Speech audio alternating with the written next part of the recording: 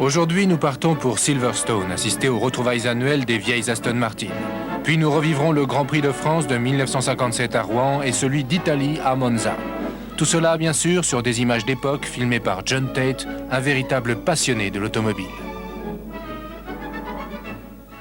Cette année, la première course de ce rassemblement annuel du club des propriétaires d'Aston Martin est dédiée à la mémoire d'un jeune pilote, Sir John Ratcliffe Horsfall, mort tragiquement ici même en 1949. C'était l'un des tout premiers pilotes usines de David Brown. Le club aligne aujourd'hui pas moins de 185 voitures, des 750 et 1172 spéciales aux Aston et Bentley d'avant-guerre, en passant par les voitures de sport et les berlines actuelles, et bien sûr, les toutes dernières voitures de course.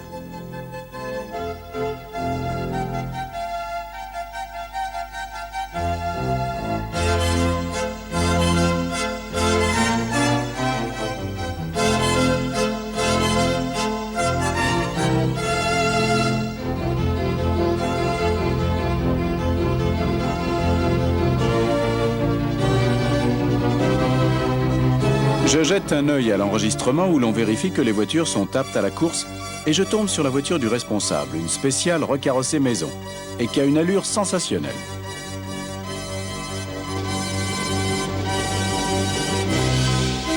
Les Françaises sont à l'honneur grâce à la nouvelle DS19 de John Judd, qui sera une concurrente intéressante en raison de ses suspensions hydropneumatiques.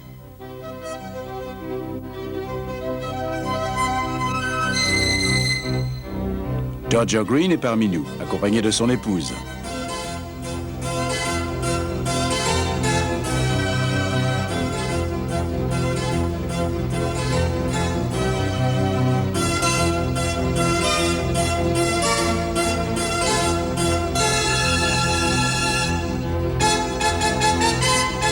Au beau milieu des Austin spéciales, une Fiat 1100 qui n'est guère à sa place. Elle sera pilotée par l'Américain Rainwater. Leslie Marr bricole l'Aston qui a appartenu à Lord Charnwood. À côté, on trouve la Bentley 4,5 litres de George Burton. L'unique monoplace d'Aston, la Razorblade, amincie encore, si c'était possible, par l'absence de son pont arrière, est également de la fête.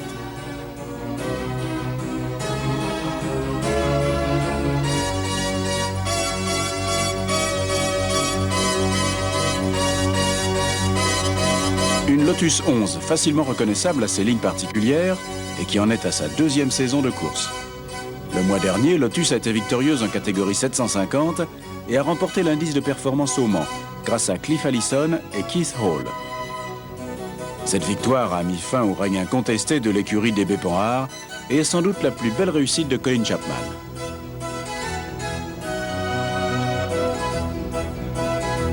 Comme d'habitude, la journée débute par une épreuve de régularité de 2 fois 30 minutes pour les blinds, comme on les appelle au club. Les voitures roulent par catégorie et en fonction du temps, de l'année de fabrication et de l'expérience du pilote, elles doivent effectuer un nombre minimum de tours pendant le temps imparti. Ceux qui réussissent reçoivent une récompense. Petit à petit, les concurrents sortent du paddock, ce qui nous permet d'assister à un défilé des plus exotiques et colorés. Les voitures rejoignent la piste pour procéder au tour de chauffe.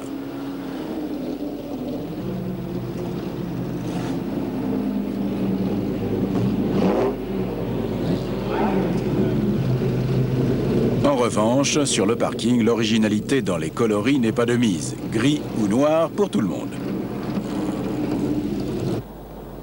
Quelques retardataires arrivent pendant qu'on procède aux ultimes réglages avant la course. Il faut faire vite car presque tout le monde est déjà sur la grille de départ.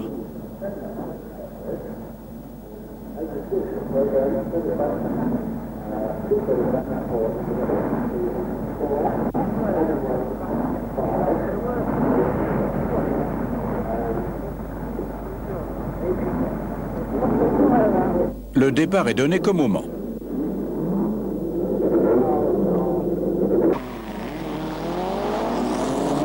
Et la course commence mal pour notre DS19 qui accroche une Austin 750 spéciale.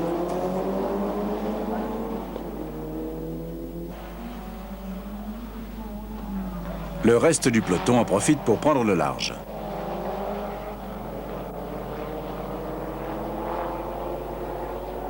Et nos deux accidentés n'ont plus que leurs yeux pour pleurer. Pour l'instant, tout le monde roule à peu près à la même vitesse et les modèles récents côtoient les plus anciens.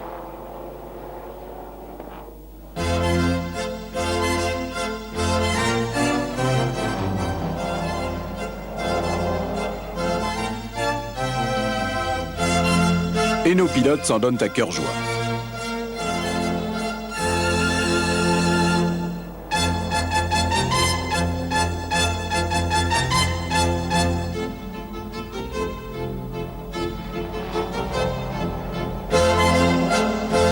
Et revoilà notre déesse au beau milieu du peloton. Elle a finalement réussi à repartir, mais elle ne tourne pas dans le même tour que les autres et elle a depuis longtemps dit adieu à la victoire.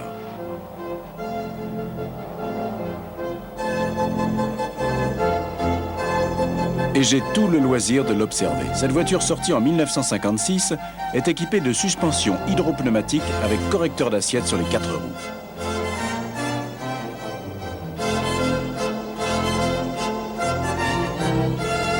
Ce concurrent a trouvé un endroit bien dangereux pour s'arrêter.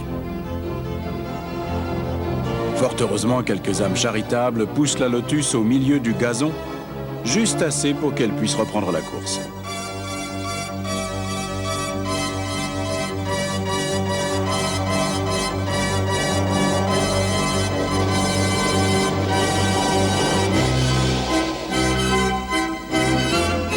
Au paddock, on s'est précipité sur cette Bentley pour la bâcher car on annonce de la pluie. La plupart de ses collègues avaient été plus prudentes.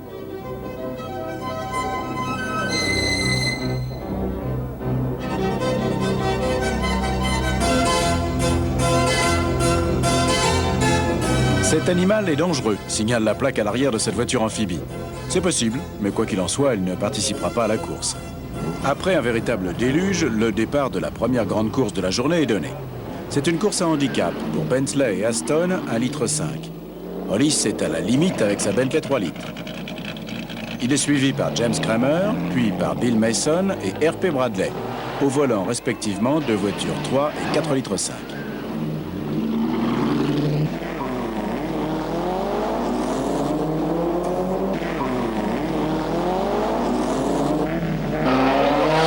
Le scratch du jour, George Burton, dans la voiture numéro 27, va remonter le peloton sur les chapeaux de roue pour finir deuxième, coiffant au poteau Bradley, qui pilote un modèle identique, mais doté d'un moteur 4,5 litres. Le virage de Copse inondé doit désormais être négocié avec prudence. N'est-ce pas, monsieur Dodger Green ?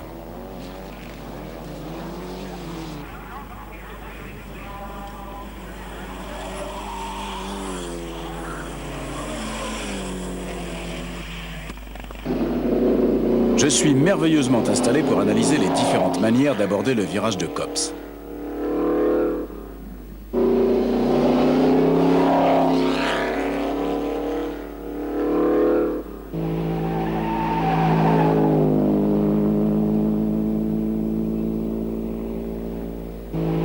Dans la catégorie Aston, c'est Bill Burton sur une Ulster qui l'emporte devant l'international de Elwell Smith.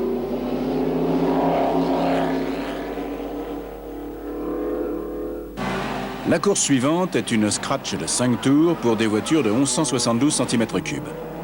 Lotus a fabriqué une version de sa célèbre Lotus 11 pour participer aux courses de cette catégorie, mais contrairement à la version équipée du moteur Climax, celle-ci est dotée de freins à tambour, d'un essieu moteur à l'arrière et bien sûr de l'incontournable moteur Ford de 1172 cm3 à soupape latérale.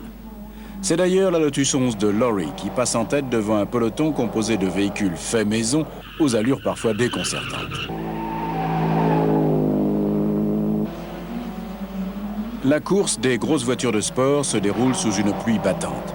Peter Blonde prend la tête avec sa HWM à moteur Jaguar avant d'être doublé 2 tours plus tard par Graham Whitehead sur la DB3S immatriculée 62 EMU.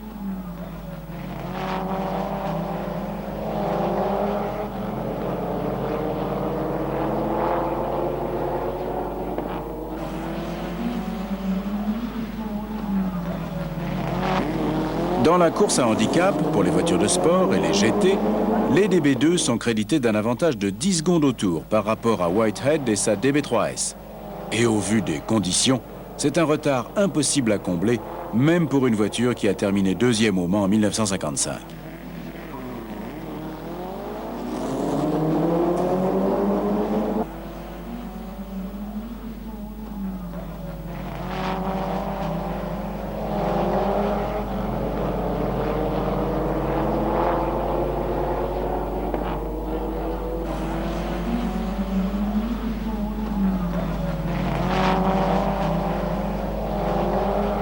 Malgré des conditions climatiques déplorables, nos concurrents ne se font pas de cadeaux.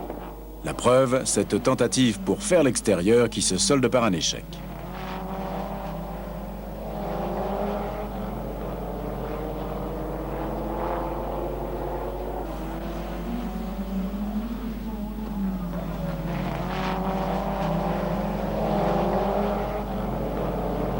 Les DB2 sont incontestablement surclassés, ce qui n'empêche pas leurs pilotes d'être fair-play et de laisser le champ libre à leurs adversaires.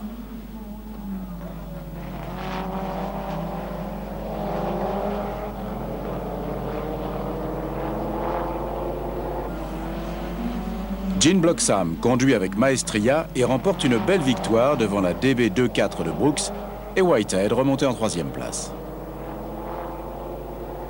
Et c'est ensuite le moment de la grande course de la journée, le trophée de l'US Air Force qui rassemble cette année des voitures de sport allant jusqu'à 1500 cm3. Innes Ireland prend la tête à bord de la Monk's Tail Cooper Climax de Tommy Sopwith.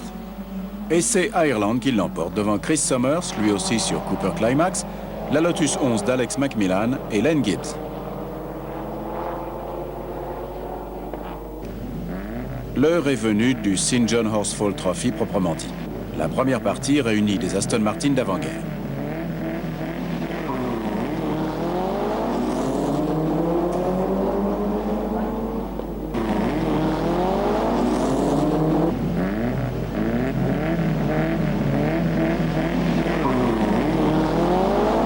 C'est une course à handicap et les voitures les plus lentes partent donc les premières. La Razorblade et la Grand Prix de Mar partent 5 secondes plus tard. Et le superbe modèle de Freeman s'élance en dernier. En essayant de remonter tout le monde sur une piste encore en train de sécher, il sort de la route dans le virage de Copse, traverse le gazon en cahotant et revient sur la piste à hauteur de Beckett's. McNam Meredith l'emporte sur Ulster, devant la Le Mans de Grieve et la Razorblade de Atwood, qui revenait à un train d'enfer.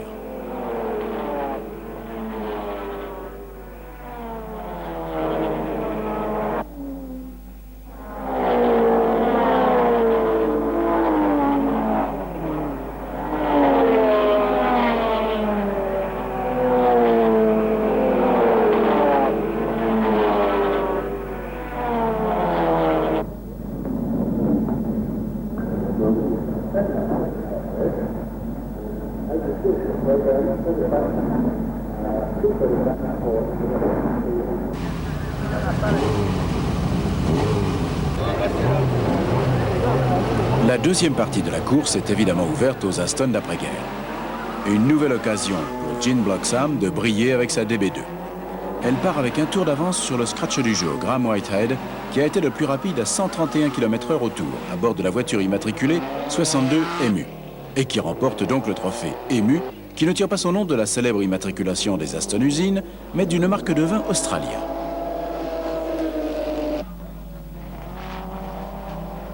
Mais sa pointe de vitesse est malgré tout insuffisante pour revenir sur Gene Bloxham, qui franchit la ligne d'arrivée avec 7 secondes d'avance devant Graham.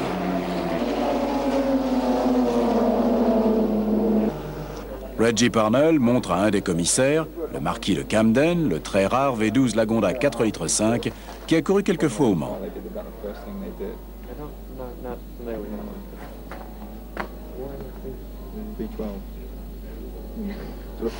Reggie prend ensuite le volant pour offrir une balade au président du club et lui montrer les capacités du V12, qui ressemble à s'y tromper à une version améliorée du moteur de la DB3S.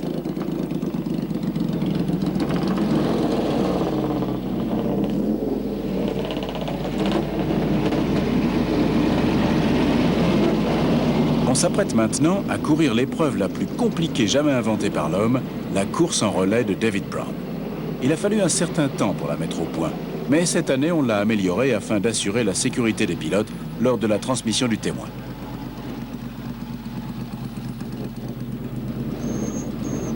Jane Bloxham affiche toujours le sourire radieux du vainqueur, tandis qu'on continue la préparation de la course. C'est une des Morris Minor qui part en premier. Les Morris se sont vus accorder à la va-vite un handicap de près de 12 minutes. Et le record de vitesse au tour, établi par Alan Staniforth sur la voiture A, fait douter que qui que ce soit puisse les rattraper si le reste de son équipe arrive à aller aussi vite que lui. Mais cela ajoute du piment à la course, et tout le monde va faire de son mieux.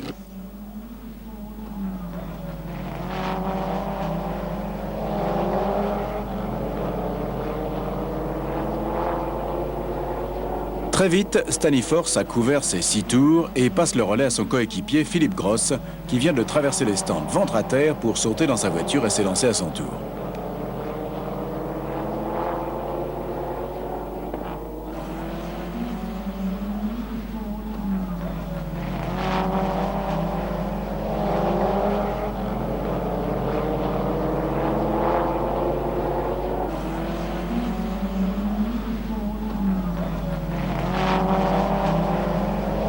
Ce nouveau principe de transmission du témoin a été mis au point par Mort Maurice Goodall, qui s'est inspiré des anciennes courses de relais de Brooklands. La sécurité y a indéniablement gagné, même si on s'est fait quelques frayeurs, les pilotes freinant au dernier moment pour s'arrêter à hauteur de leurs emplacements.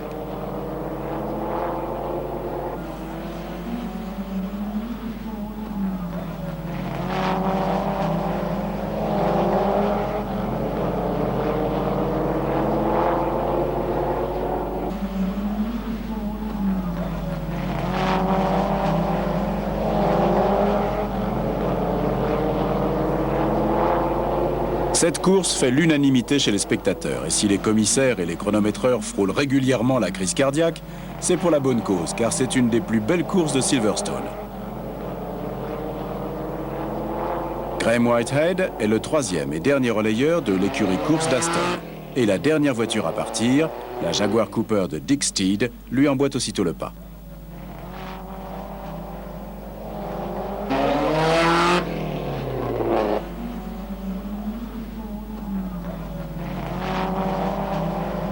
Quelques instants plus tard, la 3e Morris Minor achève ses 6 tours et l'équipe l'emporte haut la main.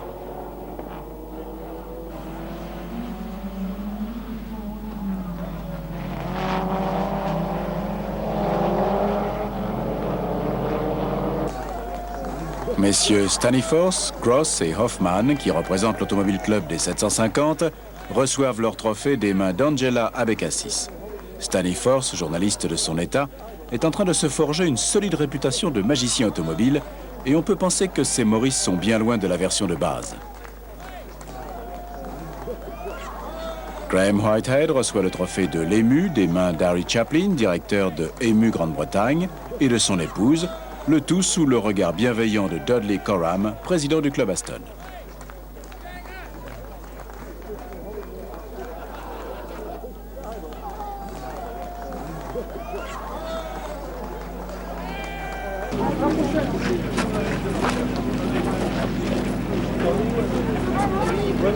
Et direction la France. Après des années de discussions, l'Automobile Club de Normandie a enfin réussi à faire venir le Grand Prix de France à Rouen, qui possède un circuit plus intéressant que le tracé de Reims.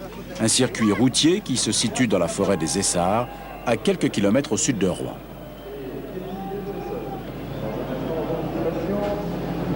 La journée commence bien pour les Britanniques. Flockhart remporte en effet la Coupe Delamare de Bouteville à bord de la Lotus 11 de John Coombs. Le distributeur américain de Lotus, Jed Chamberlain, termine 2e avec la Lotus Usine. L'étoile filante de Renault, équipée d'une turbine, fait le tour du circuit de 6 km 900 à titre de démonstration. De son côté, Maserati aligne pas moins de 14 voitures usines et une privée, celle de Horace Gould. Une fois de plus, Fangio a été impérial pendant les essais. Après avoir découvert le circuit, il m'a dit en se frottant les mains, il est fait pour moi. Et il a tourné 1 seconde devant tout le monde, en effectuant ses extraordinaires dérapages contrôlés à 30 degrés. Le maestro reste le maestro. Et du haut de ses 46 ans, il en remonte encore aux jeunes.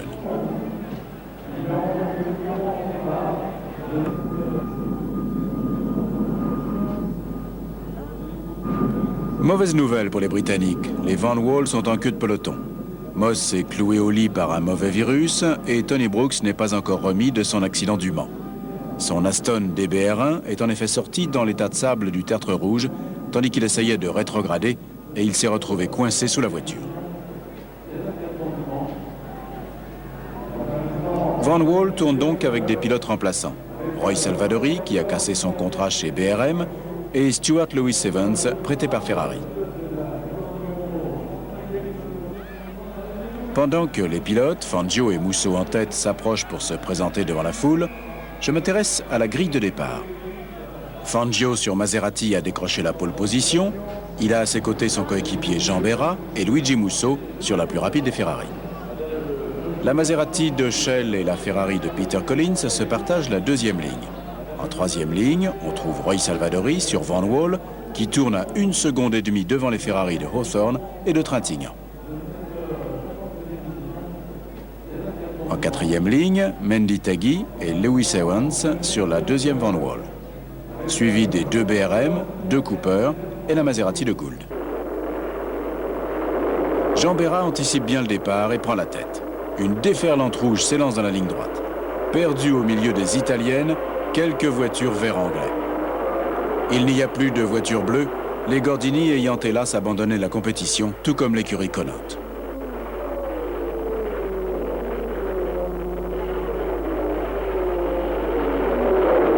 À la fin du premier tour, Musso a pris la tête pour la Scuderia et Berra et Fangio l'ont pris en chasse avec les 250F.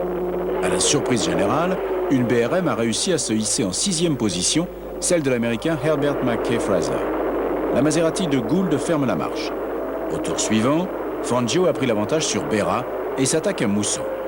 Pendant ce temps, Salvadori est allé faire un tour dans le gazon rouennais et il doit s'arrêter à son stand pour réparer une fuite d'huile. Il demande à ce qu'on referme le bouchon de remplissage, mais le mal est fait. Flockhart a dérapé sur une flaque d'huile échappée de la Van Wall et s'est blessé à la jambe. Salvadori repart, prenant de l'élan dans la ligne droite avant d'attaquer les virages rapides du circuit de Rouen et l'épingle du Nouveau Monde.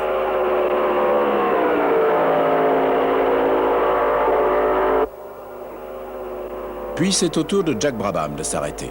Il doit abandonner. Les suspensions arrière de sa Cooper n'ont pas résisté à un accrochage avec la Maserati de Gould, qui doit lui aussi tirer sa révérence quelques tours plus tard, point arrière cassé. Le stand indique à Hawthorne qu'il est en 7e position et qu'il est au coude à coude avec Mackay Fraser. Fangio caracole en tête. Musso est 2e, Collins 3e sur la Ferrari numéro 12. Suivent Berra et Shell.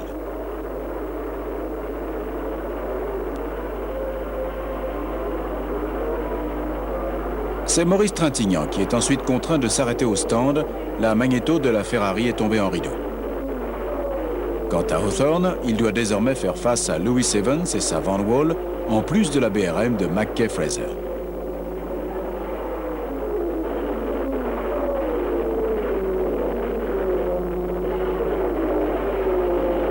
Salvadori, qui a été sûrement trop exigeant avec son moteur, est contraint à l'abandon.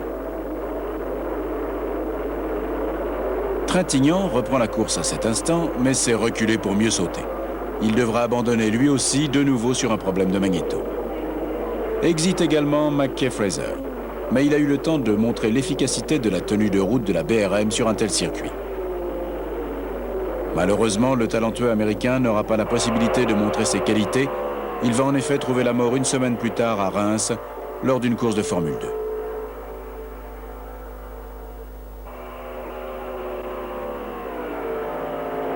Jack Brabham a repris la course au volant de la Cooper de Mike McDowell.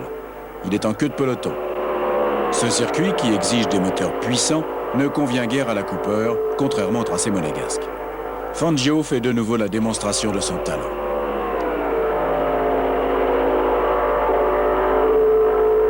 Seul Collins semble vouloir rivaliser. Au 25e et 26e tour, il bat le record de vitesse au tour. Record que Fangio s'empresse d'améliorer de 0,2 de seconde. Mais hélas, la boîte de vitesse de Collins se met à faire des siennes, contraignant le Britannique à abandonner et à céder sa 2e place à Musso. Berra, alors 4e, a un pot d'échappement percé, ce qui permet à un Hawthorne en petite forme de revenir. il s'est défait de Shell, obligé de ralentir pour faire refroidir sa Maserati.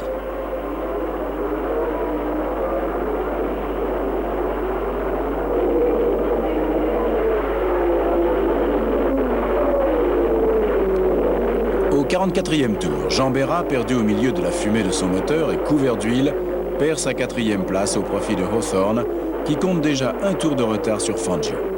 Et ce sera le statu quo pendant les 33 tours restants.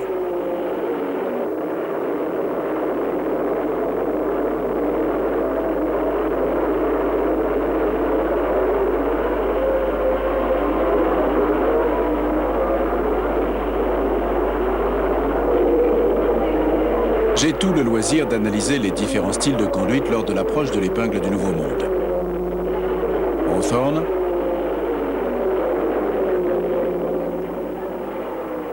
Collins,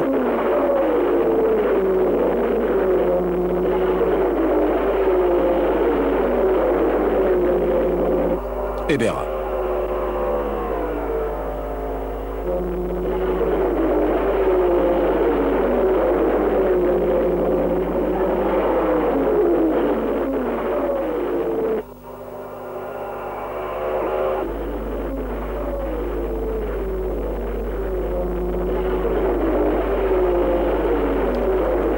Je retourne vers les stands. Il ne reste que quelques tours à parcourir et seulement 7 voitures en course.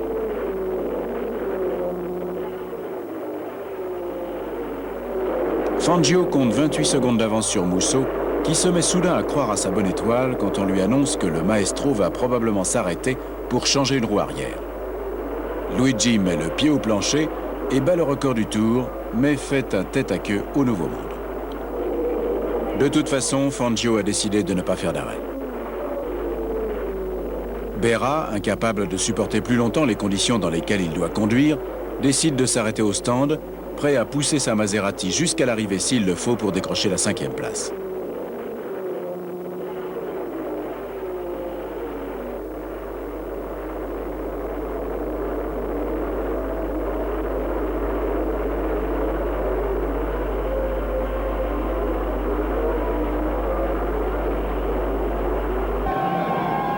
Fangio remporte une victoire éclatante, plaçant sa Maserati devant les 3 Ferrari de Musso, Collins et Hawthorne.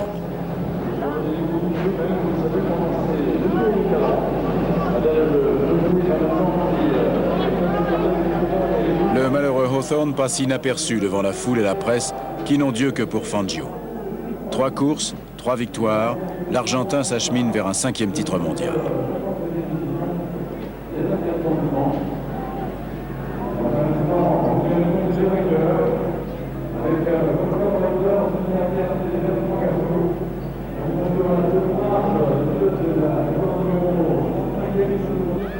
Après Rouen, Monza.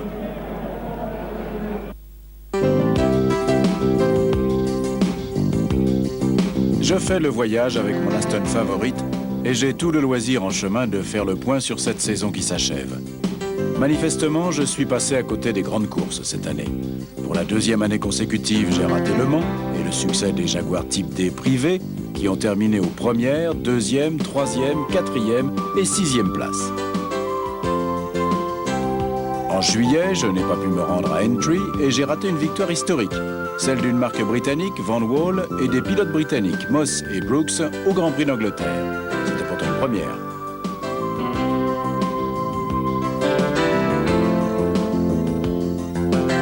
Et 2 semaines plus tard, au Nürburgring, où Fangio a vraisemblablement couru la plus belle course de son exceptionnelle carrière pour remporter du même coup le Grand Prix d'Allemagne et sa 5e couronne de champion du monde.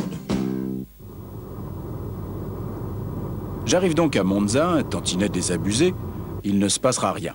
Enfin, c'est ce que je croyais. Contrairement à l'an dernier, où l'on avait réuni le circuit routier et les virages relevés bétonnés, les pilotes n'emprunteront cette année que le circuit routier. Maserati aligne des modèles 6 et 12 cylindres, au volant desquels on retrouve les habituels Fangio, Berra et Shell. Moss et Brooks, rétablis, reviennent auréolés de leur victoire à Aintree et du succès de Moss qui a pris la 2e place devant Fangio à Pescara. L'écurie Van Wall est ainsi présente avec 4 voitures et 3 pilotes, Stuart Lewis Evans venant prêter main forte à l'équipe. Tony Brooks et Bruce Halford, qui alignent une 250F privée, discutent de la course à venir. Fangio va démarrer les essais à bord d'une voiture équipée d'un V12, mais fidèle à ses habitudes, il ira plus vite avec la 6 cylindres. Pas moins de 5 Maserati usines seront présentes.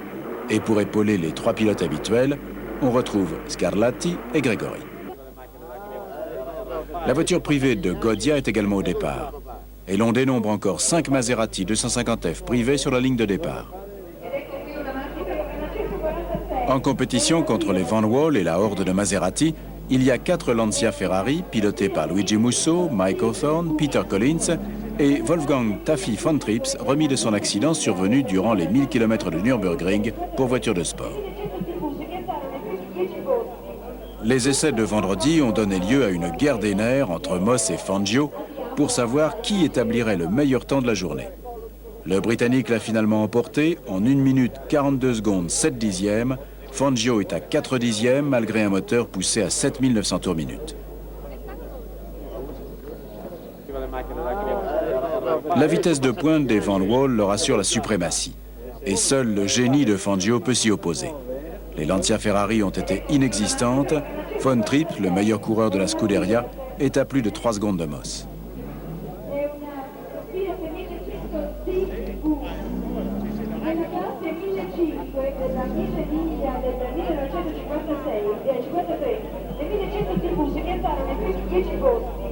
Secondo arrivò proprio Domenico Serena che abbiamo il piacere di...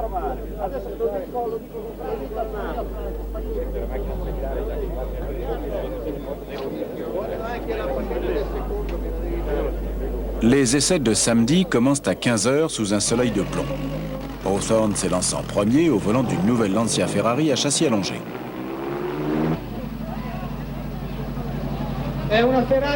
Lewis Evans prend ensuite place dans sa Van Wall. Il n'a fait que quelques tours la veille et il veut en apprendre plus sur le circuit italien. Moss discute tactique avec le patron de l'écurie, David York.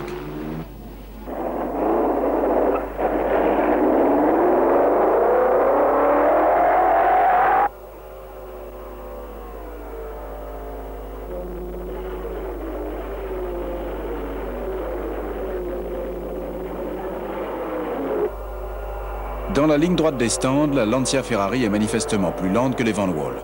Et chez Maserati, la chaleur semble dissuader les pilotes de prendre le volant.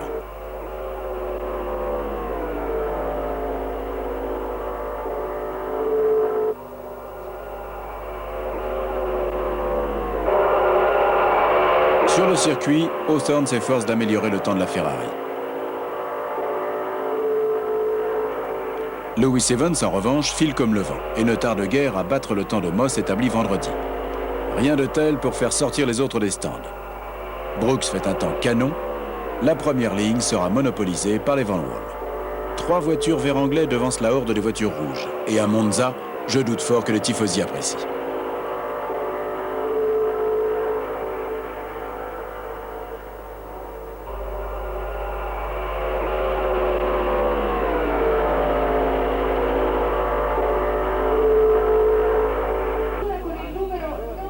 On rentre la voiture de Collins. Le V8 Lancia ne peut rien contre le moteur hybride 4 cylindres et la forme aérodynamique de la Van Wall.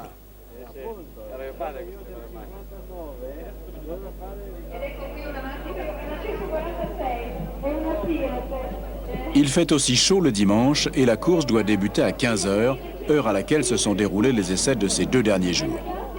Au moins, les écuries ont-elles une idée plus que précise de l'allure de la piste et les voitures mal préparées n'auront aucune excuse.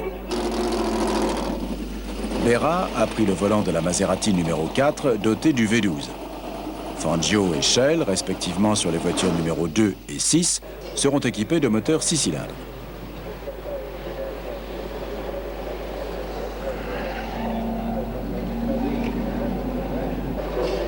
Mis à part une magnéto défectueuse sur la voiture de Lewis Evans, les Van Wall prouvent une fois de plus qu'elles sont parfaitement fiables et les mécaniciens n'ont pas grand-chose à faire avant la course. Le moteur Van Wall est un mélange de bloc cylindre d'une moto Norton, d'un Carter Rolls-Royce, équipé bien entendu de roulements à billes Van der Velde.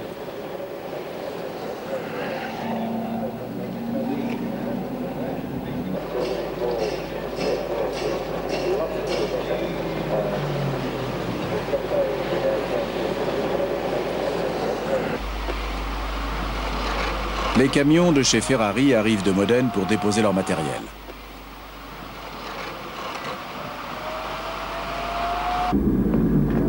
La voiture numéro 30 est celle de Collins, la 32 celle de Musso, la 34 celle de Von Trips et la 36 celle de Hawthorne.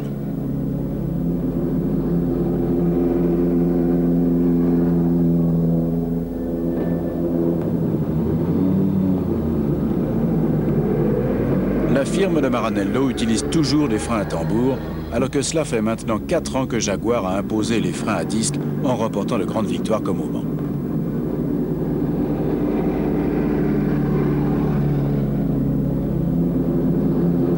Un festival de rouge.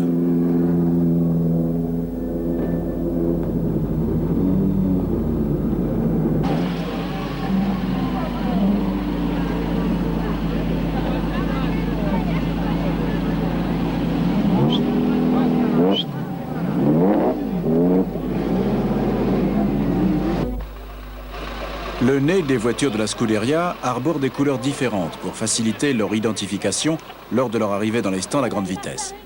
Leurs meilleurs pilotes, Musso et Von Trips, partiront en 3e ligne.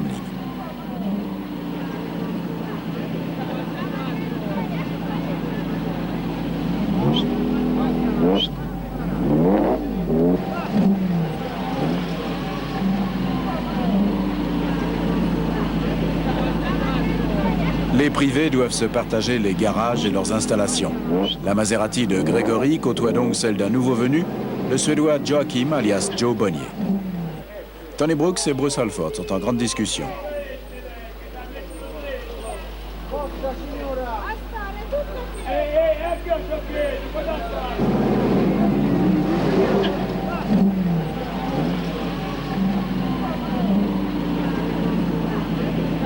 Le champion du monde arrive, harcelé par les chasseurs d'autographes. Derrière lui arrive la Ferrari au museau vert, celle de Collins.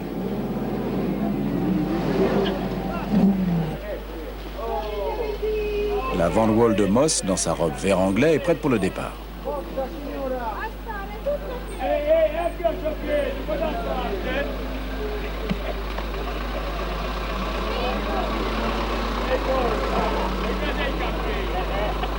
L'élégant Mike Hawthorne, la pipe au coin de la bouche, répond aux journalistes tandis qu'on sort les 2 autres Van Wall de leur garage. Maurice Trintignant est là, son éternel bonnet vissé sur la tête, même s'il ne participe pas à la course.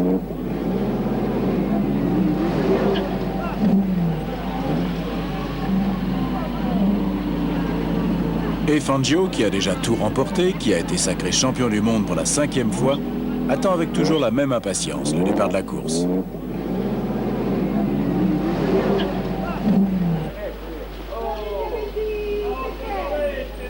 Peter Collins a encore beaucoup de choses à prouver. L'écurie Van Wall est prête la première, alors que la piste de Monza est encore vide.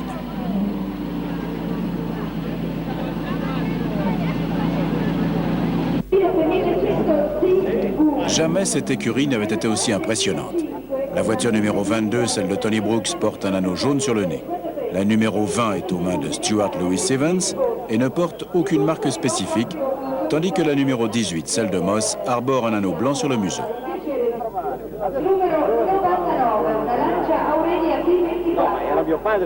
Le moment est venu pour les mécaniciens de pousser les voitures sur la grille de départ. Et comme d'habitude, Luigi Villoresi est là, plaisantant avec qui veut bien l'écouter.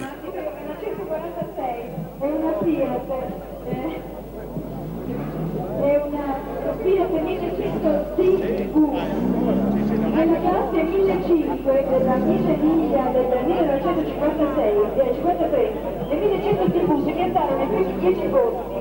Secondo arrivò proprio... Les voitures aux couleurs italiennes sont les premières à venir se placer sur la grille, au milieu de la ligne droite des stands. Puis c'est au tour des Formule 1 arborant le vert anglais.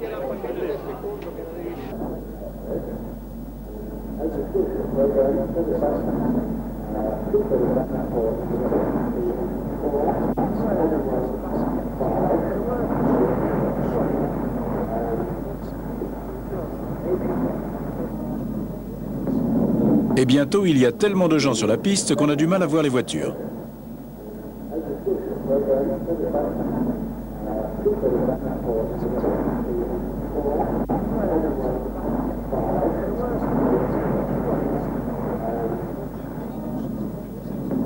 Ils se pressent tous autour de Fangio, qui pour une fois est prêt à l'heure. Sauf qu'il se trompe manifestement de voiture.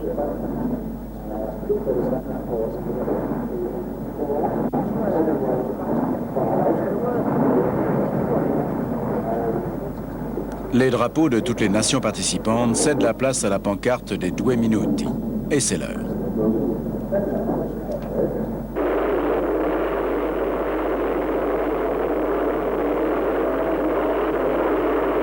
Moss prend un excellent départ, tout comme Berra au volant de la Maserati à moteur V12, qui jaillit de la deuxième ligne et s'empare de la deuxième place en arrivant dans le virage de l'Esmo. Dans le virage sud, l'ordre est le suivant. Moss, Berra, Lewis Evans, Brooks et Fangio. Ces 5-là se sont déjà détachés du reste du peloton et aucun d'entre eux ne parvient à se démarquer. Tous vont se relayer en tête les uns après les autres.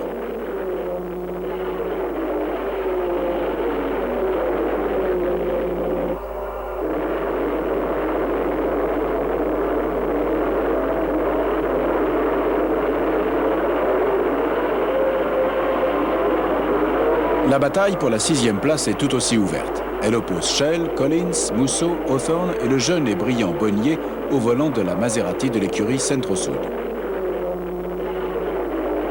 Berra a maintenant repris la tête devant Moss et tous deux commencent à creuser l'écart.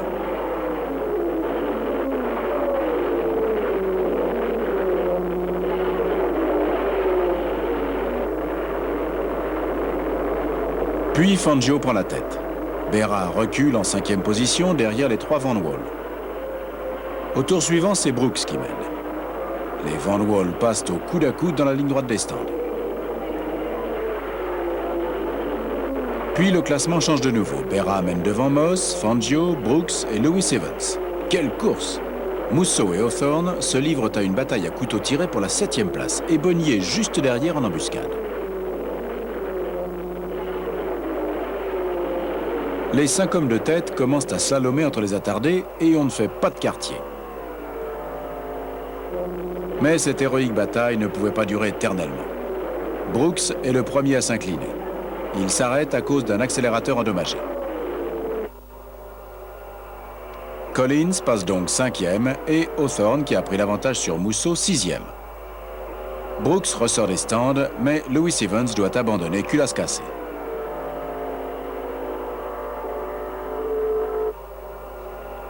« 79e tour. Moss rentre au stand pour changer de roue, mais il conserve la tête devant Fangio.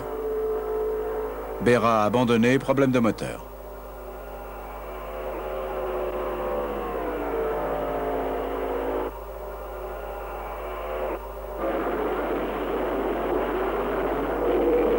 Brooks, en queue de peloton, remonte à un train d'enfer. En fin de course, il parvient même à battre le record du tour alors que son embrayage est cassé. Tous ces changements permettent à Hawthorne de se retrouver en 3e position, mais dans les dernières minutes de la course, il doit s'arrêter sur problème d'allumage.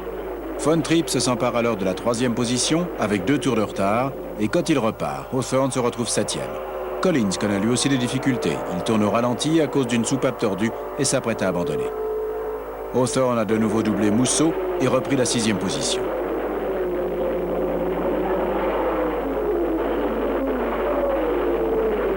Fangio, qui aura bientôt un tour de retard sur Moss, va devoir se contenter de la 2e place. Stirling Moss caracole en tête et s'achemine vers une victoire historique. Après 86 tours effectués à une moyenne de 193 km/h, il franchit la ligne d'arrivée. Pour la première fois, une voiture anglaise bat les Italiennes chez elle à Monza. Fangio termine 2e, suivi de Von Trips, Gregory, Scarlatti, Hawthorne et Brooks. Mais cette défaite ne semble pas abattre le moral des tifosi. La foule fête la victoire de Moss comme elle l'aurait fait si l'une de leurs Ferrari fétiches l'avait emporté.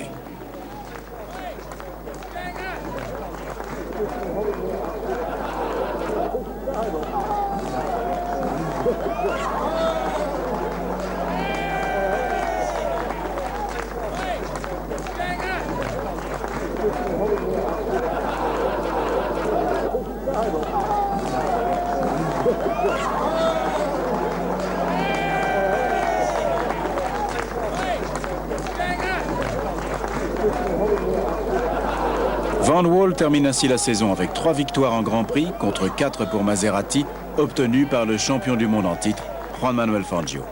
Pour l'écurie de Tony van derWijl, c'est une récompense fantastique.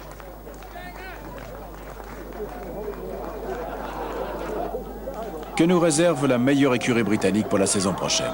J'ai vraiment hâte de le découvrir. La prochaine fois, nous irons à Bletchley, retrouver les joyaux de la MOC, le club des propriétaires d'Aston Martin, et à Monza, voir si les Bentley Boys parviendront à battre des records. À bientôt donc pour un nouvel épisode des carnets secrets d'un passionné de l'automobile.